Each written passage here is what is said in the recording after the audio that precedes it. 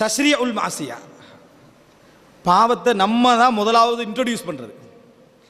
பாவத்தை தெரியாத மக்களுக்கு மத்தியில் கொண்டு போய் முதலாவது அறிமுகப்படுத்துறது நாங்களாக இருந்தால் இது இதை எல்லாவற்றை விட மோசமானது. இது எல்லாவற்றை விட மிக மோசமானது.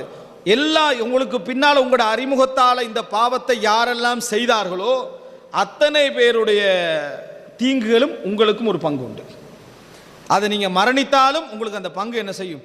வந்து கொண்டே இருக்கும். எவ்வளோ பயங்கரமான ஒரு விஷயம். பாவத்தை தெரியாத ஃப்ரெண்ட்ஸ் மாதிரி இருப்பாங்க, ஒரு 10-20 பேர். ஒரு மோசமான ஒரு காட்சியை எடுத்து பார்க்காத அந்த இளைஞர் பட்டாளத்துக்கு அனுப்பி விடுறது. அதற்கு பின்னால் நடக்கக்கூடிய அத்தனைக்கும் உங்களுக்கு ஒரு பங்கு என்ன உண்டு. அதே போல சில பொழுதுகளில் சினிமா என்ற பகுதிகளில் ஈடுபடாத சில இளம் வயசு வாலிபர் 13-14 வயசு, அதை முதலாக ஒருத்த அறிமுகப்படுத்திடுவானே. இந்த பருவ வயது அடைஞ்சால் ஒரே தரம் தான்.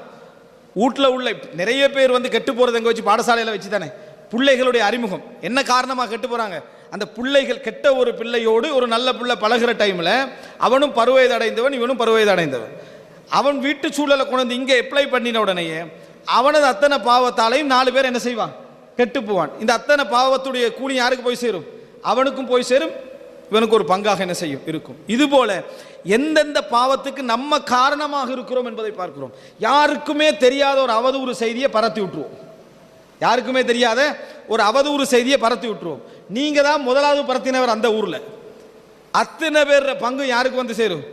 உங்களுக்கு வந்து சேரும்.